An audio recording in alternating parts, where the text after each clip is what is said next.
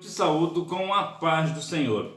Nesta terça-feira, o ministro Alexandre de Moraes, do Supremo Tribunal Federal, concedeu prisão domiciliar ao pastor Jorge Luiz dos Santos, de 59 anos, condenado a 16 anos de cadeia por causa do 8 de janeiro. Aproveitar o comentário aqui de Cunha Anne, que se antecipou aos fatos aqui e comentou que ele já iria estar na prisão domiciliar. Pois bem, temos aqui uma decisão acertada do Alexandre de Moraes. Ele verdadeiramente acertou no ponto, pelo fato de que ele reconheceu pelos laudos médicos que o pastor ele precisa verdadeiramente de cuidados. Ele vai precisar de uma cirurgia no coração. Então, o ambiente prisional não é um ambiente para quem vai ficar de resguardo depois de uma cirurgia tão complexa, né, tão complicada que é essa cirurgia. Portanto, está aqui a questão da decisão do Alexandre de Moraes. Certamente ele voltou atrás por suas orações, você certamente tem orado pelo pastor, então o Senhor tocou no coração do Alexandre de Moraes, então esse tomou a decisão de voltar atrás na sua decisão. Ele havia realmente falado, né, tinha negado a questão da prisão domiciliar, mas aí ele observou que verdadeiramente era necessário. E vou falar aqui sobre a questão do 8 de janeiro, que nós não devemos, né, nem nós, nem ninguém deve depredar o patrimônio público ou privado, mas eu acredito que seja uma coisa muito incoerente pegar 16 anos de prisão por uma questão de um ato, né, do 8 de janeiro. Volto a dizer, nós não devemos nos entrar nessa questão de fazer isso ou fazer aquilo, se manifestar, até porque a manifestação, se nós olharmos na bem da verdade, a manifestação não tem nenhuma importância. Vou te falar por quê. Porque as pessoas vão para a rua fazer uma manifestação. No que vai mudar uma decisão? Não muda nada. Uma questão ou outra pode ser até que mude, mas de modo geral, essa questão só vai mudar não por uma questão popular, por uma pressão popular, mas por alguma questão que vai trazer benefícios para os envolvidos, para os políticos envolvidos, por exemplo, para alguém do Supremo Tribunal Federal, ou seja quem for. Então é importante nós notarmos que entra dias, sai dias, entra anos e sai anos, e as pessoas, muitas vezes, eu lembro até que uma certa vez um pastor amigo meu e sua família foi para a cidade do Rio de Janeiro para fazer manifestação, deixou de ter a escola bíblica dominical para poder fazer uma manifestação. E no que vai mudar?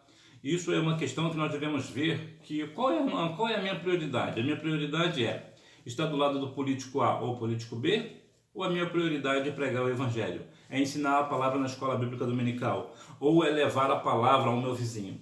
Qual é a minha prioridade? Então vemos que atualmente o cristão, de modo geral, está muito afim, né? Está muito, a sua principal prioridade é o quê? Estar de acordo com um político A ou político B. Me lembro também que há alguns anos, cerca de uns 4 anos, um amigo meu me parou na rua para fazer uma coisa, para falar de um candidato específico. E eu fiquei observando ele falar, a firmeza com que ele falava do político, e eu ficava imaginando, não é possível que essa pessoa esteja falando isso para mim, uma vez que essa pessoa não vai numa escola dominical, essa pessoa não tem nenhuma firmeza para fazer um evangelismo, mas tem firmeza para falar do político A ou político B. Eu não estava conseguindo compreender isso, eu não consigo compreender que um cristão deixe de pregar o evangelho, mas tem muita firmeza para falar de político A ou político B. Isso não é possível. Não é possível que o cristão brasileiro esteja nesse nível. A questão política é uma questão para eles tratarem. Nós, como somos cidadãos e somos obrigados pela justiça a cumprir essa questão de ir votar, nós vamos votar por obrigação. Por obrigação.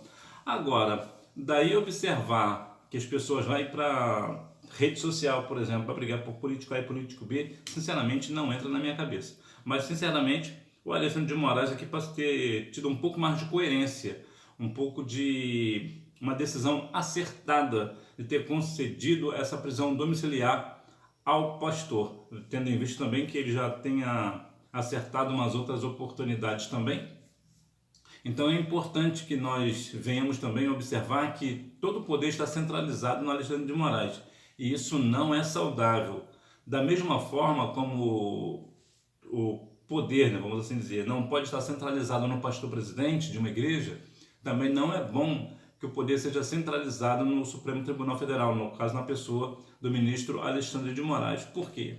Porque quando um pastor presidente ele é sozinho para tomar decisões, a probabilidade de ele tomar uma decisão errada é muito grande.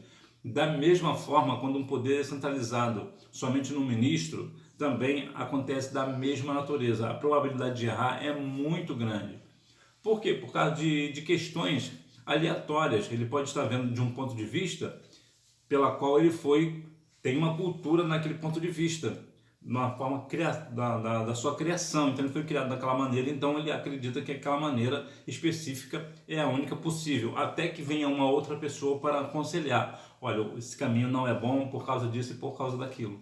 Então é sempre bom o poder estar descentralizado, e isso em qualquer ambiente, na escola, na igreja, na política e na sociedade. Não é bom que o poder esteja centralizado na mão de uma pessoa. O ideal é que sejam pessoas, né?